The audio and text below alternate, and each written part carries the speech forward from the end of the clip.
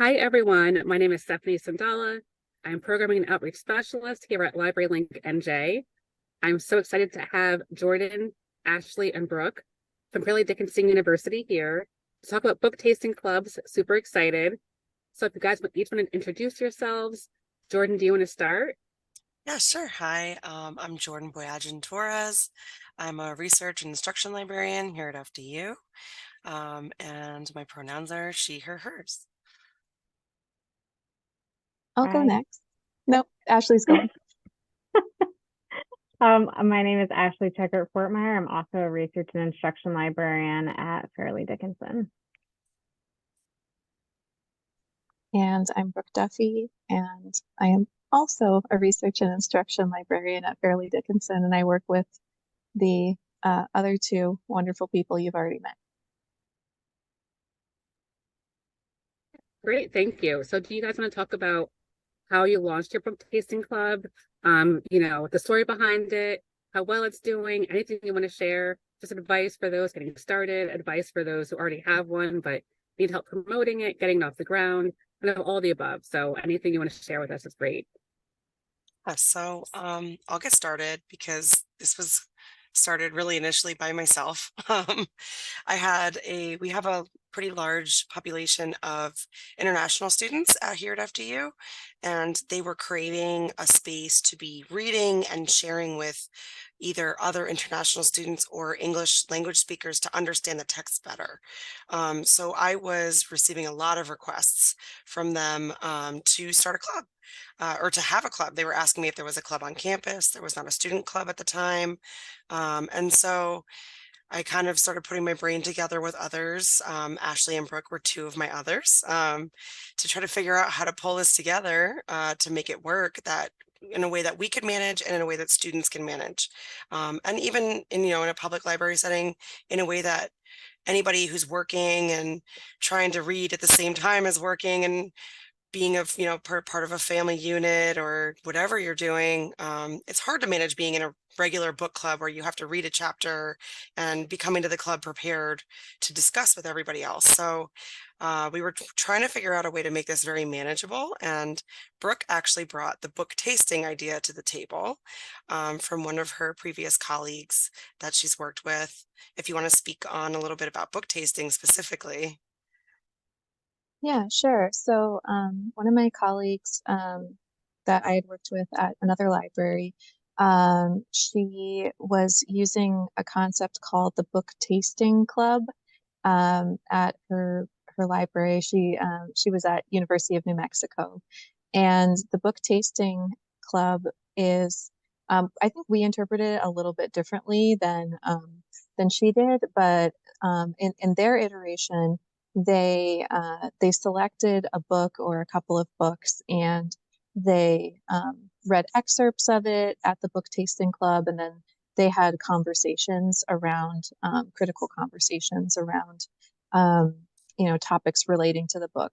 But the concept is basically that there's not necessarily a big investment of your time prior to the meeting, so that you don't have to feel like you have to read a whole book or a large portion of a book before the club.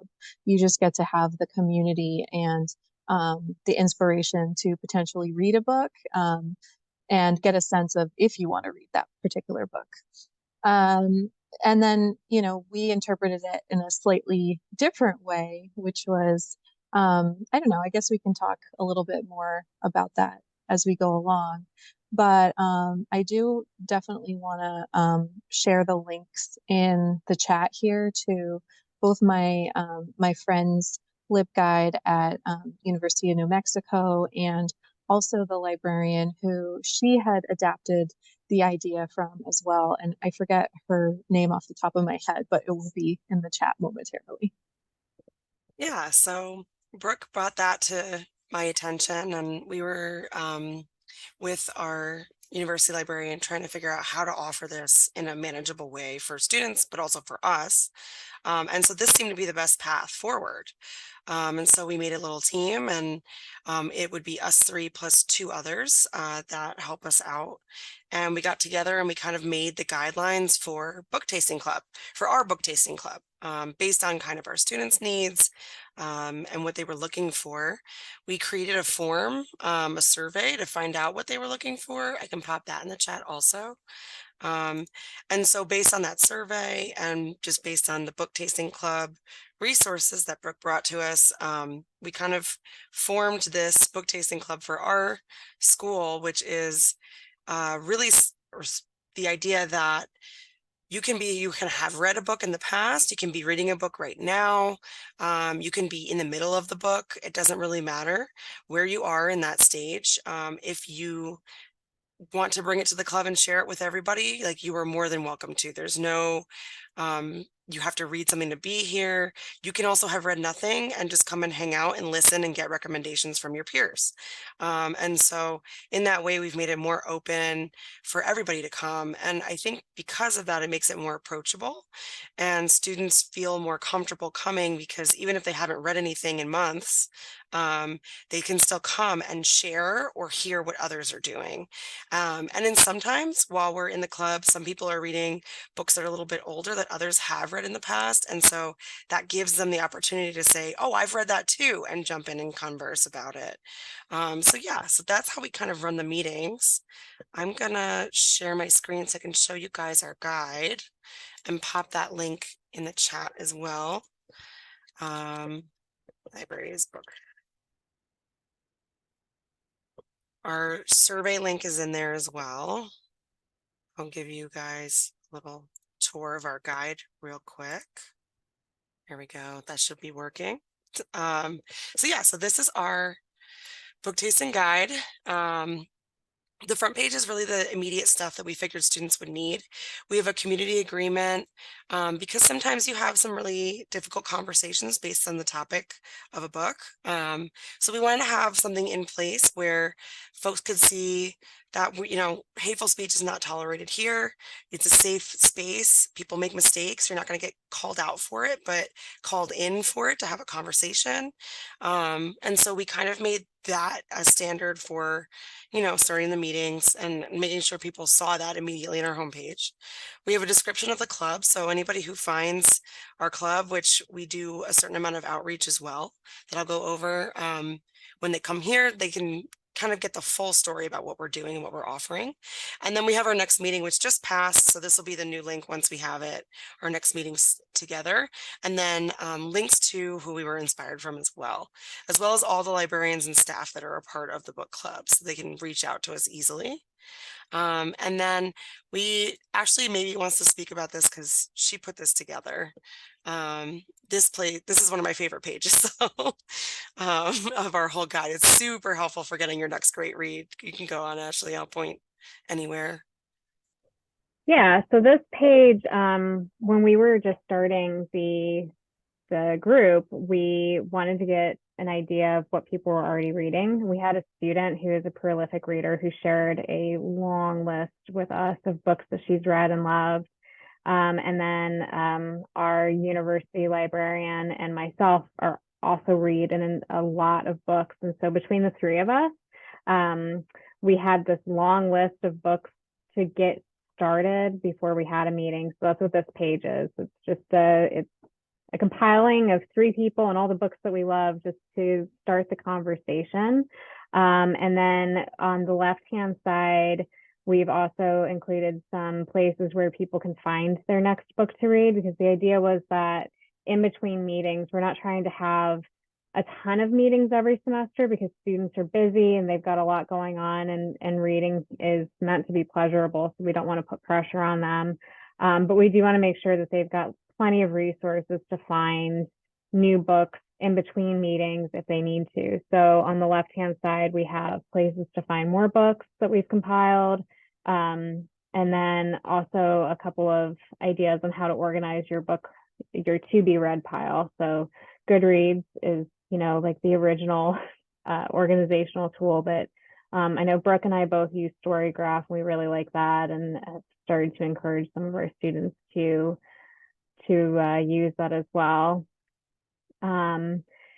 And then the other tabs that we have taken all of the recommendations that we've gotten from all of the meetings, and we've broken them down by genre. So any students who come in, if they're into fantasy, for example, they can come to this tab and they can see all of the fantasy books that have been recommended by other students and staff. So we're trying to make it easy for them to find their reads in between meetings as well. And Jordan, if you want to go to the book club picks list, after every single meeting, I go through and I add any books that we haven't discussed yet. So if somebody missed a meeting, but they want to see what we talked about, they can come in here and see specifically the books that we have talked about most recently. So yeah, just a way for folks to see without having to participate actively in the meeting, for them to come in and find their next read, and then hopefully be inspired to come and discuss what they've been reading with us at the next meeting.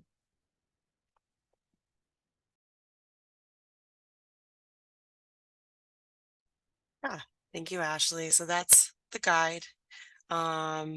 And so we have this survey to sign up, and that's how we keep our member list organized through LibWizard. We, in the beginning, and I think this has to be updated also for the fall semester we're coming up on. We get their information, asking what genres they're interested in, because we were thinking about doing themes every book club, but everybody's genre interests were so varying that we kind of let that one go. And then we have multiple campuses, so we wanted to know where they were coming from to try to schedule the meeting a little more conveniently, because Vancouver is on Central Time. So that's our form. It compiles a whole list of our members. That's where I pull from to email everybody each time we have a meeting coming up. And yeah, it's really, I'm going to stop the share. The guide is really, I think, where everybody goes to initially, and they get there for the most part from flyering around campus, around the library, as well as we created these bookmarks. I don't know if I have any handy right now next to me because they're all gone. Yeah, Ashley might have one. They're very popular. They go really quickly. So on one side is like a very cute design, and the other side is a QR code to our guide, so that if they want to sign up or just see what books we have handy, they can just scan that QR code and go right to our guide here to see what's going on and sign up to get updates. So yeah, that's kind of the whole structure and everything that we've been doing. The first meeting I hosted because it was our first meeting, but the idea is to have a student host each meeting if we can, so that they're engaged, but also they will be speaking amongst their peers, and it makes it a little bit easier to come in and, offer up what you've been reading and all your opinions about it as well in an environment with your peers. So I didn't get to host a meeting with the students, but Ashley and Brooke both did get to host a meeting with two separate students. So one during the semester, and then Ashley just did our midsummer meeting, which they did request because they have time to read for once. So, and we've had like maybe 3 to 5 students at every meeting so far, but it's brand new, so we're getting there. Oh yeah, the bookmarks are very popular. So I don't know if Ashley and Brooke want to talk about bookmarks as well as co-hosting with students. She was like, "Do you have any more?" And I was like, "Oh yeah, we have other designs." And she was like, "Great." And she grabbed a whole handful and she walked out. And I was like, not that many, but she was gone. So that is a way that we get the word, though. Brooke and I were hosting reference outside of the library in the student union and over near the student bookstore. Those are in 2 separate buildings from us. And so we were taking stacks of bookmarks to those pop-up reference events, and hugely popular. I mean, we were running I know I ran out of bookmarks a couple of times. I think Brooke did too, but the bookmarks are like the biggest hit. Jordan keeps creating new designs. And so now I think we've got a little bit of a fan club who's like, they want to see what the new designs are going to be. So it's fun. it's definitely because of Jordan's designs. They're very creative and very beautiful. So Thanks, guys. But I do like to update them each semester if I can, I'll see what designs worked and what didn't, although last semester they all went. So I like to update them to try to keep up with what's going on. Like we did a Wednesday Addams one because that's what was popular. A pizza one, because of course who doesn't like pizza? So they're all different designs. And then, yeah, they all have the QR codes, which, ideally, we could probably get the views on this, get them onto our page. But regardless, they take them, they love them, they know what's going on. It's a good way to get the word out for sure. Ashley, do you want to talk about our summer meeting since we just had it? Yeah, so we have a student who's come to all of our meetings so far, and she's actually a marketing major.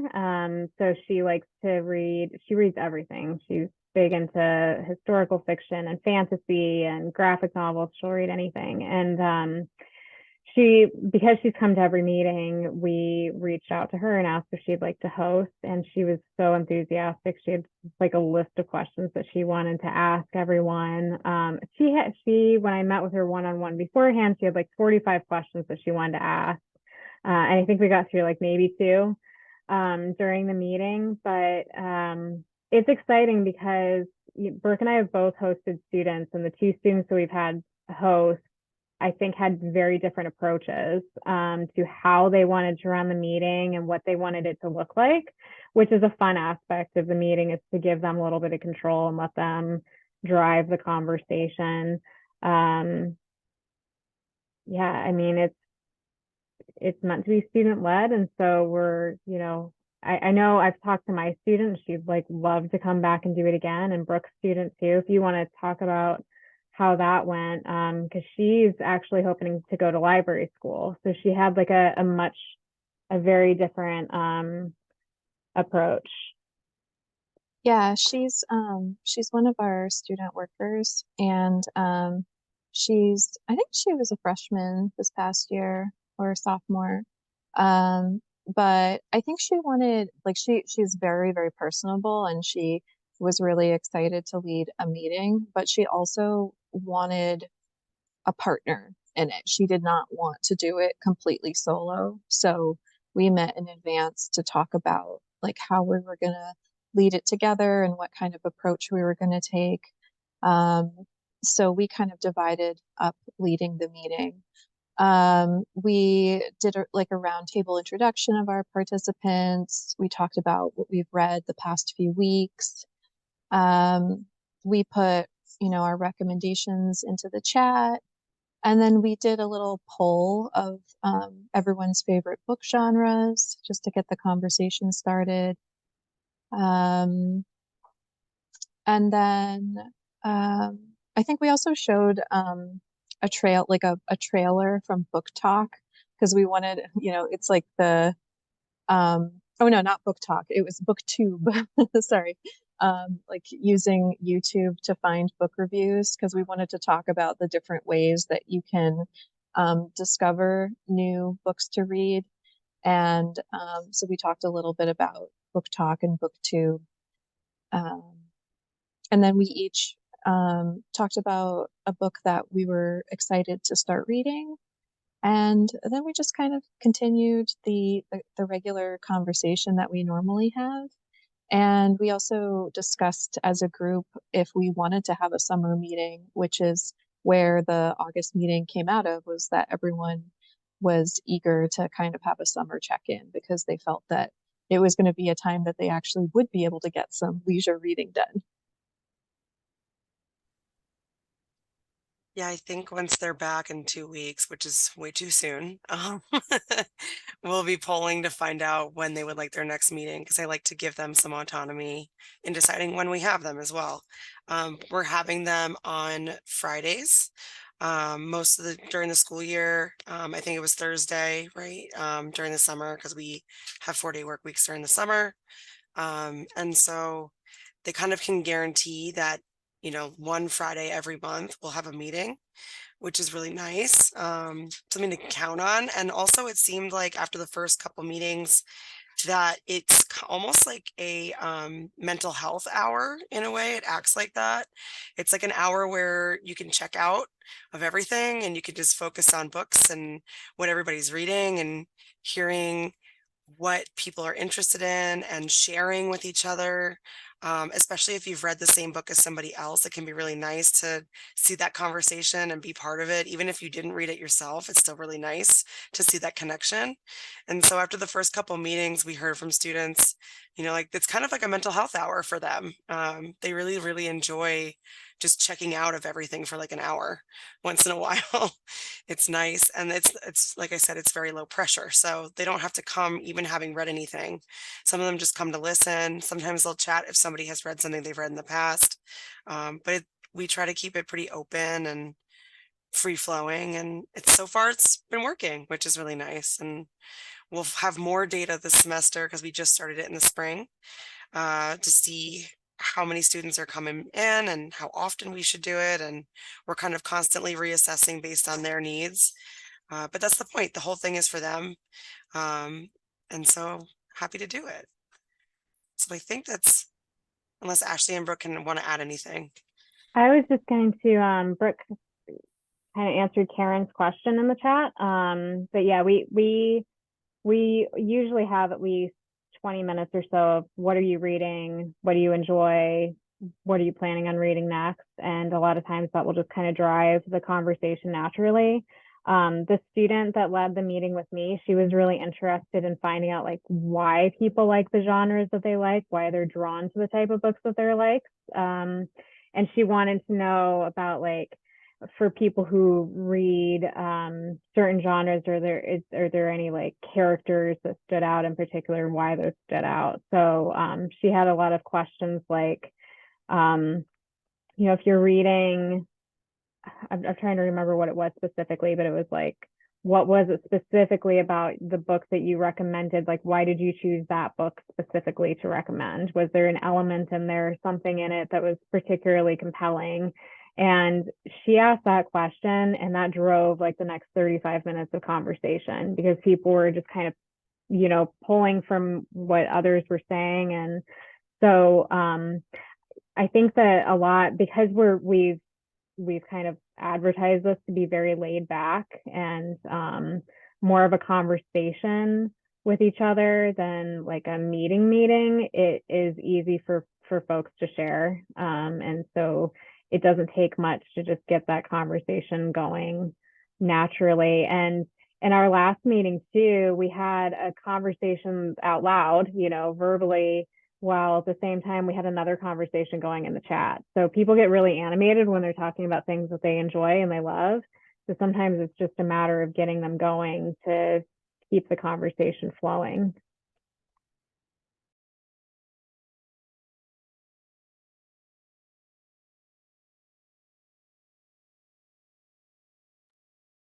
That was super helpful from all of you. Thank you.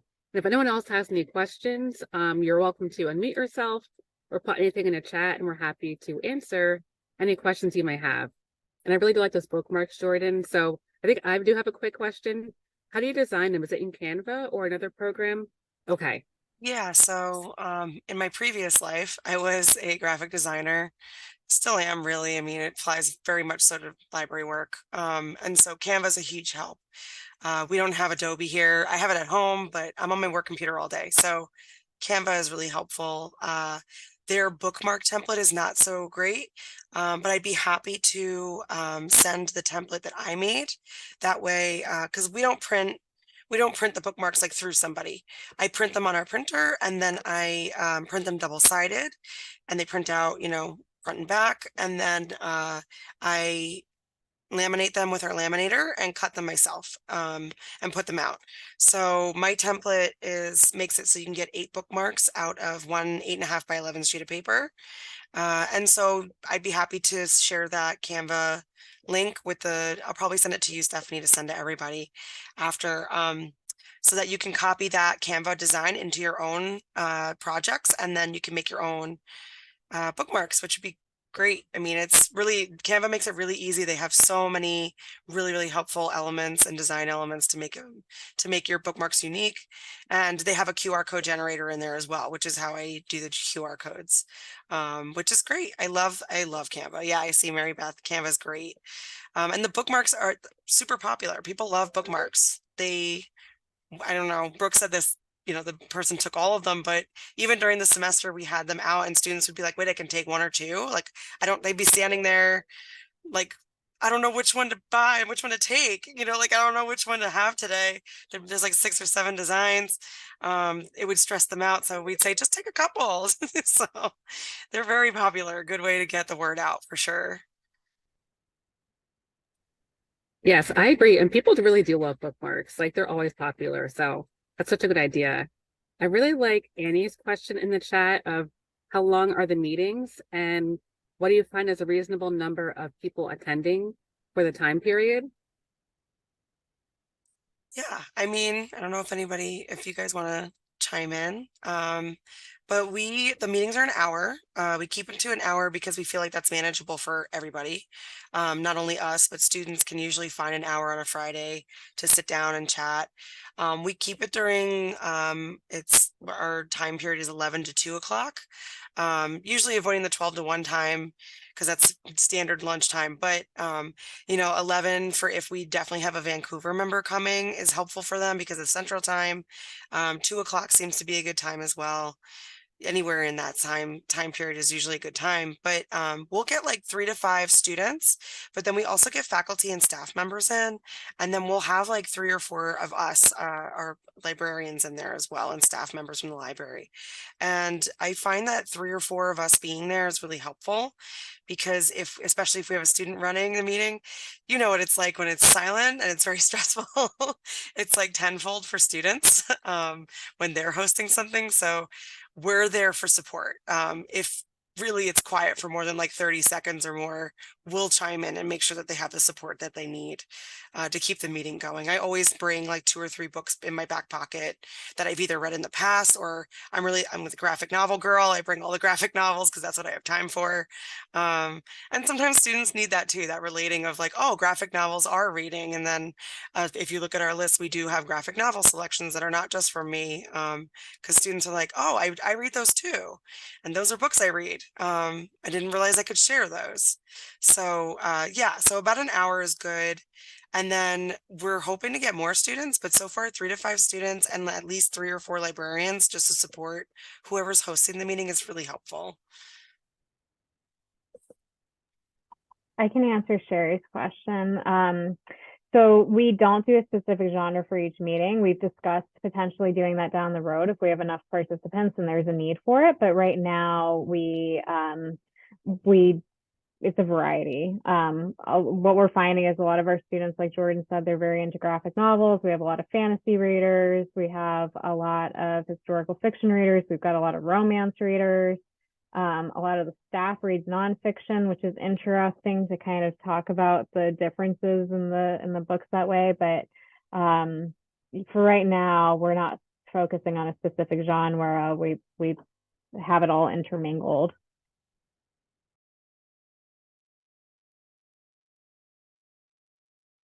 Yeah, that was actually gonna be my question too, about genres. If there's one that's more popular or nonfiction versus fiction is more popular.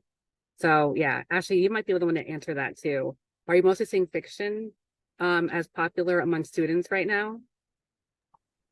Yeah, our students, they are heavy fantasy graphic novel readers. And then I would say after that, they love Colleen Hoover. They cannot get enough Colleen Hoover. And we've got a couple that are really strong romance readers. Those seem to be the genres that come up the most.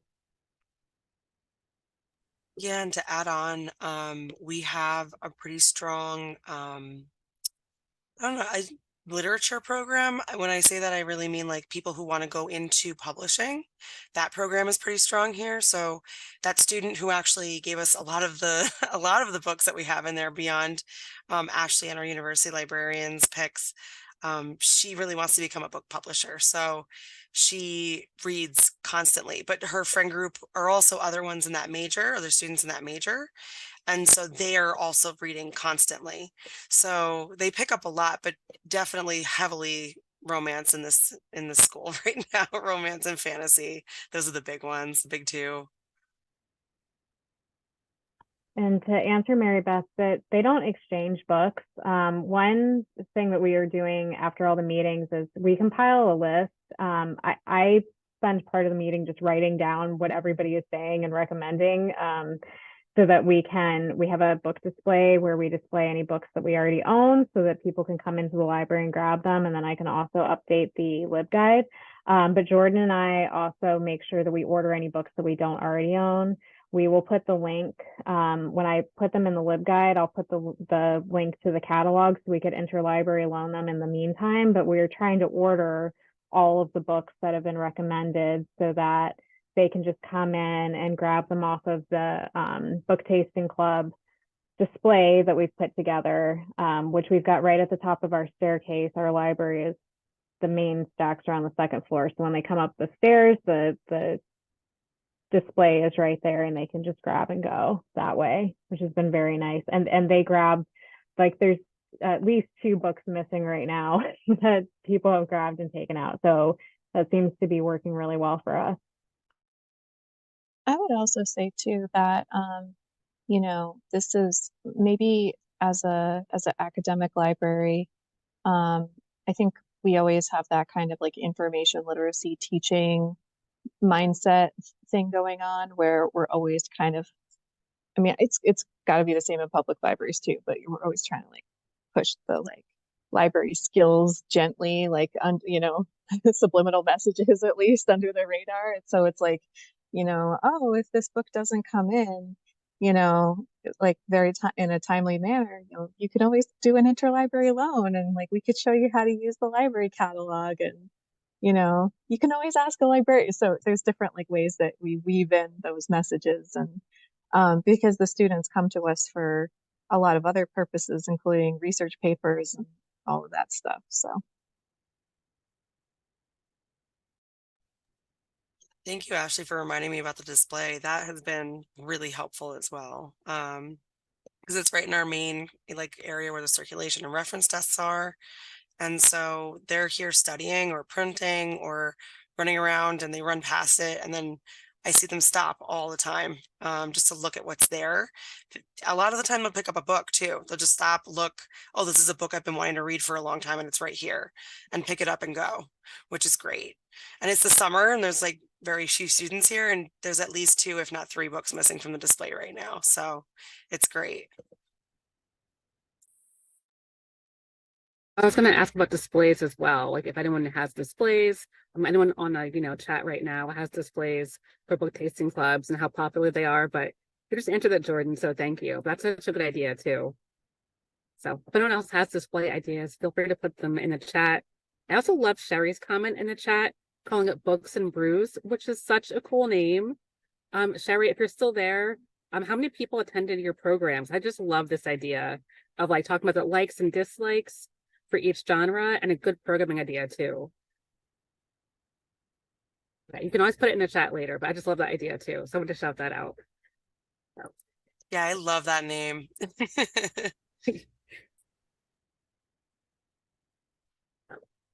Before I forget, I know Jordan earlier you mentioned inspirations. So where do you get your inspirations from? Because I was wondering about that too when you're talking about your inspirations for the club. Yeah, so a lot of them come from popular culture, of course. We have very young students, so they're 18 to 21, and I'm always getting older. So very luckily, I have a very big family. My sisters-in-law are, she's a junior in high school and one just started college. So I'm always kind of tapped in a little bit, which is nice. I have them. But students do tell us what they're interested in too. They like to come in and they spend a lot of time with us. I'm sure patrons in public libraries are very similar, where you get to know each other on a first name basis, and you start chatting about stuff and you find out what they're interested in. And so I know that here we have a pretty strong fashion program. So I made a bookmark that has a bunch of fashionable people on it, and it says, match your book to your fit. We had a pizza one because everybody loves pizza. We had the Wednesday Addams quote one because that's what was just popular. So a lot of it is popular culture, or just what's popular amongst our student, our information community here, because I want them to pick it up and take it and want to show it to everybody else and show it to all their friends. Maybe their friends will be interested in the club. So yeah, so that is kind of where all the inspo for the bookmarks come from. And I probably can put at least our PDF version of it in the chat for now while I get the Canva link for you after the meeting. Yes, that would be great. And I'm happy to send these links to everyone afterwards as well. So that'd be really great.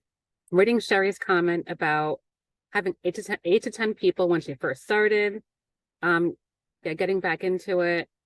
Oh, I like the idea of setting up book lists when you're done too. That's actually really, really cool. Have you guys done that as well with book lists afterwards? I think the closest is the library, the LibGuide that has all of the lists of all of the books that were mentioned in the meeting. But I don't think we've specifically emailed that out to all of the members. But correct me if I'm wrong, Jordan. Not yet. I usually email it to them when we're trying to get the next meeting going. And so they can see what we did in our last meeting and then look to the next one. Hopefully, I don't want to bombard them with emails. That's the other thing, is we're all bombarded with emails all the time. I try to keep it to a reasonable amount so they don't just get mad and rage quit. So, because they don't have patience. So yeah, I keep the emails kind of to a minimum. I keep it to one when we want to start our next meeting. And then once we all pick a meeting, and in that email, like I said, I'll introduce the book list from the previous meeting and any information that's updated on our guide.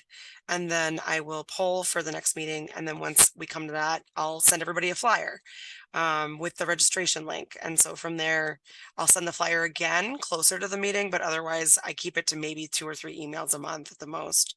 And I think they appreciate that. I do think keeping the emails to a minimum so it's not annoying is good. No, I agree, because the email overload is real. And these bookmarks you put in the chat are great too. This is Thank such a you. cool designs. I get why people would take a bunch of them. I'm sorry, Brooke. I would be the person to be like, I want like a bunch of these as well. I'm not gonna like say like, but that wouldn't be me. That would definitely be me. I didn't really stop her. I mean, I didn't go tackle her or anything. So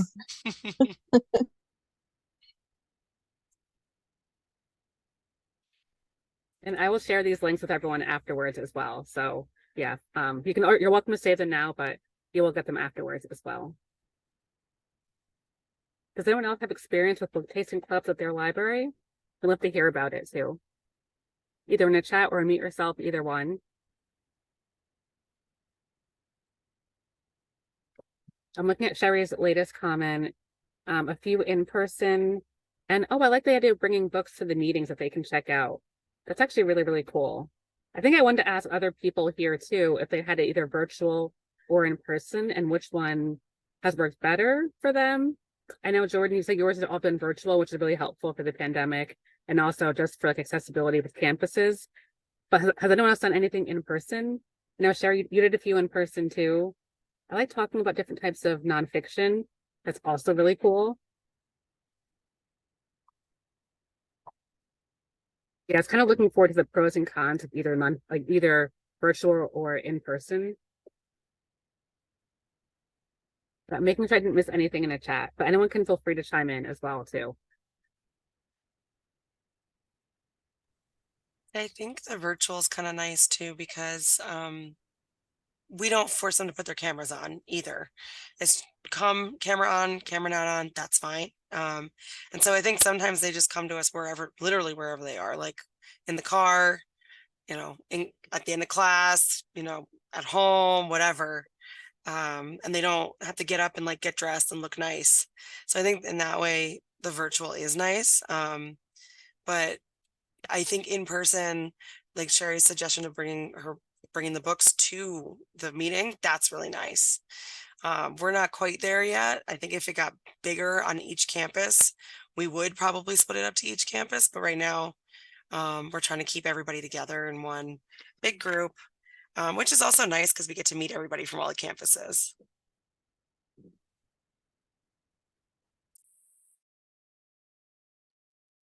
Looking at Sherry's latest comment about she did both, but their in-person had lower attendance. They had much more attendance when they did it virtually. I think that's probably the case for many of us here as well, I'm thinking. Well, I know, Karen, you were interested in if people had done anything in person. So if anyone has, feel free to put it in a chat or just let us know if you had anything else that was in person that worked for you. Okay, I'm looking at Elena's comment. When they entered at a middle school, they did book tastings by setting up the library like a restaurant, which phrased different books by genre. I absolutely love this, by the way, Melina. This is incredible. And the kids rotated every 5 minutes around looking at books and taking notes. They came back the next day and took the books out. I love that. I wish I could do that right now, to be honest. So that is such an amazing idea. Yeah.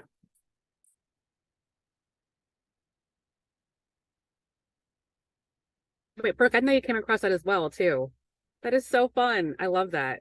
I did like you just reminded me about it because I remember when I was like just like Googling around, just trying to find out other places that did book tastings. I saw it, and I thought it was so awesome. And because we were doing virtual, it unfortunately couldn't apply to us at this point in time. But I was like, I was like, I really want to incorporate food with this because I know our students would really enjoy that. They're always hungry. They're college students. So,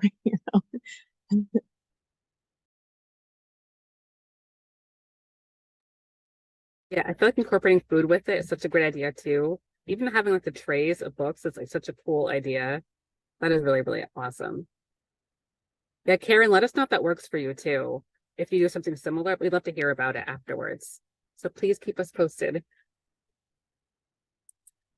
If anyone else has any fun in-person ideas, let us know. That'd be really exciting too. We can kind of like make a list of ideas people have had that have worked for them. That'd be really nice too.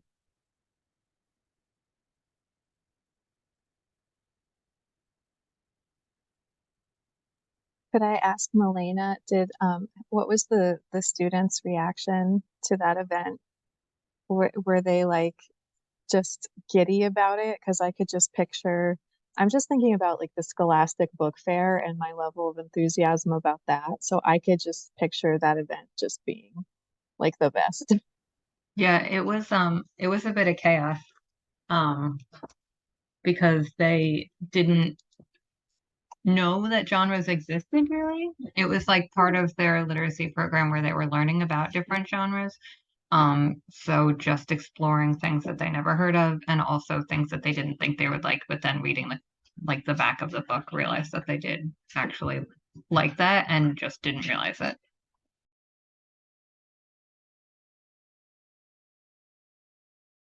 That's so cool. That's amazing. Thank you for sharing too. Yeah, that's really smart. We have one of my favorite genres is magical realism, and not many people know what that is. So that's a great way to just introduce all these kind of niche genres. I think that's really creative. That's one of my favorite genres too, Jordan. So yeah, I got it. Does anyone else have any experience with book tasting clubs at their library or school? We'd love to hear about it too.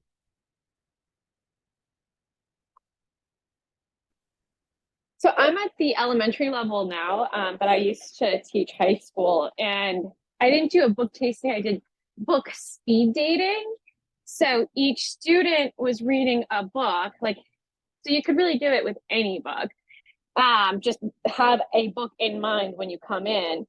And it was like 3 minutes or something, like a minute and a half each. Why you want to explain why should this person read the book? And then we switched and it went around the room because I was an English teacher at the time. And it was just, and that really sparked that interest in reading and got a lot of students wanting, the books that their friends were reading. Because it's that there's something special, that peer support group of talking about reading, talking about what you're reading, that gets you excited to read something else. So that was really neat. I love the speed dating idea. In my previous life, I was a adult and teen librarian at a public library, and we did that one night. We did it. We did like an in-house prom night, but it was like choose your book prom date, and so everybody had to like bring a book, and then they were kind of like switching prom dates, but they were books. And I do think this, like, especially, I think it was Karen earlier was saying she was looking for events for her teens. I think the speed dating idea, it's like, it's not quite the book tasting club, but it's a little bit more interactive, and it gets them up and moving, and it gets them physically involved in a way that you don't necessarily do with a book tasting club. That can be a really fun way to engage that audience, because teens are hard. Like, it is so hard to get them engaged sometimes. So I love that you brought up the speed dating, Sherry. That's so fun. Well, and then the really nice thing too was that everyone was talking. Everyone had a chance to say something, and it's one-on-one, so it's also a little less scary.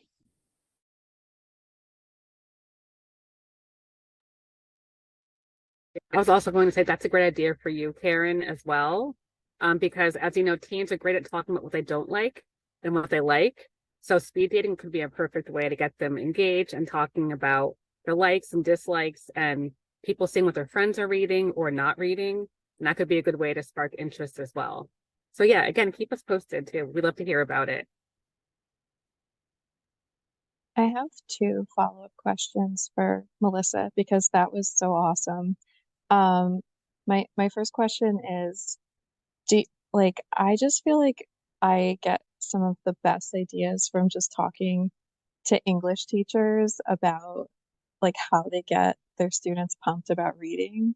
And do you find as an English teacher that your colleagues that you work with or have worked with, do you think on average that they also like do similar, like very exciting types of things to get their students engaged in reading in the classroom with those types of activities, or even decorating their classroom with exciting books to read? Or do you think that it's like some teachers do and some teachers don't? Because I'm just so curious about that. So I'm an elementary school librarian now. I actually transitioned 2 years ago. So what I found as an English teacher is that other English teachers definitely had some way that they showed their love of reading. At one point, we were required to have a sign, like any teacher in our school was required to have a sign of what we're currently reading up, which I thought was interesting. Mine, I actually made a whiteboard because I had to keep changing it so often. But then, I did other things that other teachers were doing too. So we did things like literature circles where, the kids would choose the book. My favorite was dystopian literature circles. That was always my favorite. So they would choose the book and then they have their own little book clubs, basically. So yes and no. Every teacher had their own way of doing it, but not all teachers did it necessarily to inspire that love of reading. It really depended on the teacher. That's cool. And another thing I was wondering, like it's a trend that I feel like I'm noticing in a lot of our conversations, and definitely in your comments too, Melissa, is I think that this aspect of like the social aspect of books and reading is really big right now. And of course, like book clubs have always been innately social, but I think it's almost like these types of book clubs that we're talking about and variations on them is we're leaning more into the social or the different ways that we interact socially rather than the traditional, just like the same group of people who always meets, because these are different ways of interacting socially, talking about speed dating or thinking about things like even the connection with like book talk or like booktube, like finding books by looking out in social media and stuff like that. Like the level of like first year students or even sophomore students that come in here who are so energized about reading is so exciting. And I have to imagine that social media has some role in that.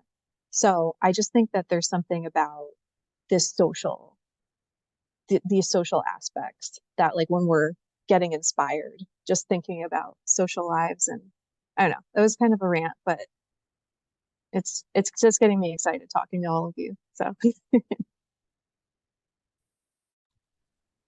I agree. I see that at the elementary level too, even when the kids are talking about the books they're reading, their friends want to read it too. So it's good to have extra copies.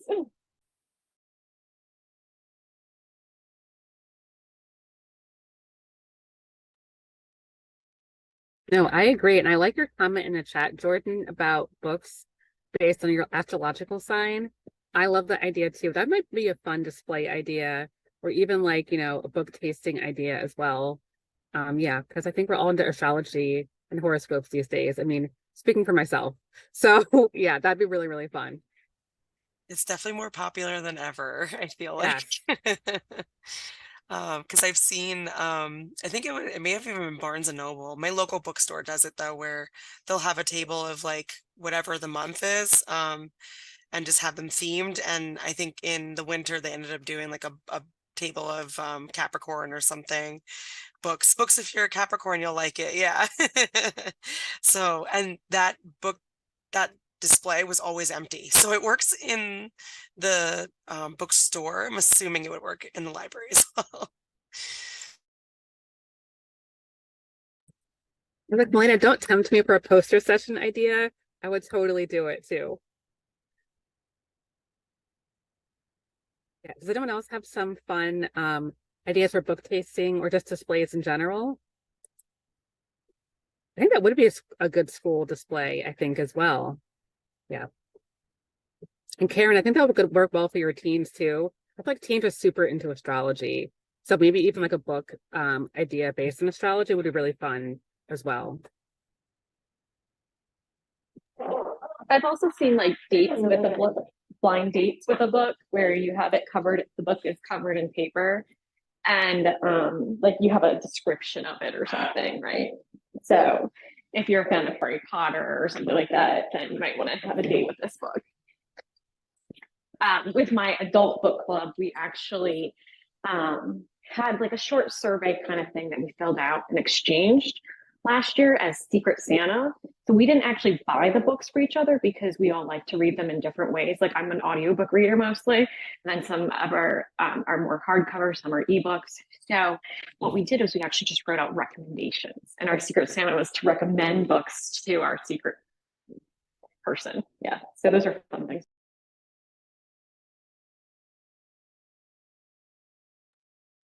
I also like Melina's idea in a chat of tarot for teens, which we need to hear back how that goes because that would be amazing. Because teens love tarot. I mean, I think everyone like tarot's having a resurgence right now too. So that'd be such a good idea. Just in general for adults also. Yeah.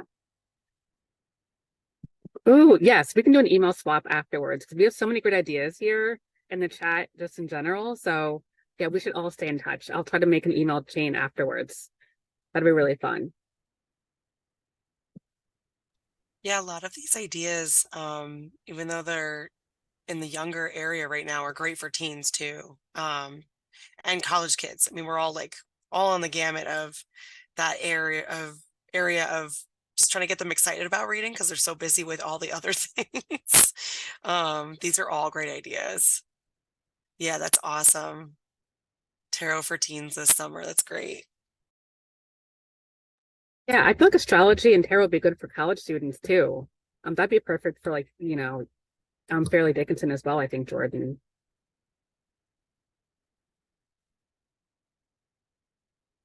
Yeah, Mary Beth, I agree that middle school is really hard to inspire. Um, yeah, it's such a challenging age range as well. Yeah, maybe the restaurant idea that Sherry mentioned earlier, might be good with like the folks on restaurant trays and different genres might be fun. So I think like kids really like cooking now too. Like, I mean, they kind of always have, but like kids and cooking has been like huge. There's a lot of books on it, so it might be fun to tie it into that as well. think it's the Master Chef Junior. Yes, I mean, I watched that too, so I'm guilty. So yes. Yes, I agree snacks are a huge help.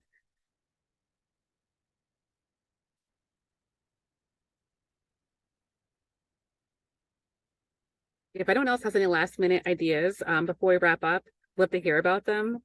This has been such a fun conversation too. I don't want it to end.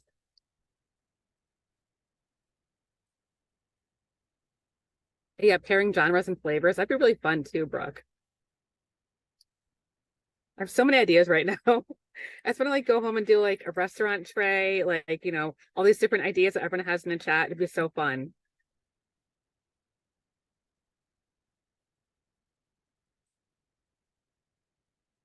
Glad you liked it too. And I guess my one last question for you, Jordan, is when is your next book tasting club? Because I'm kind of curious how often it is. I don't know if I missed that earlier, but I'm so excited to hear more.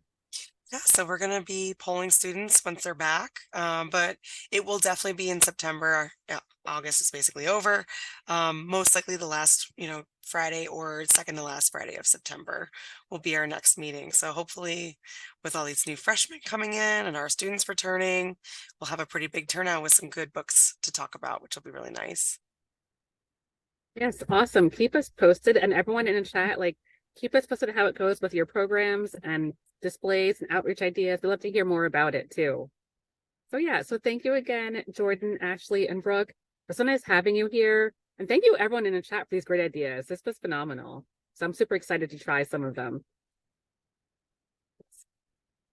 So yes, thank you all.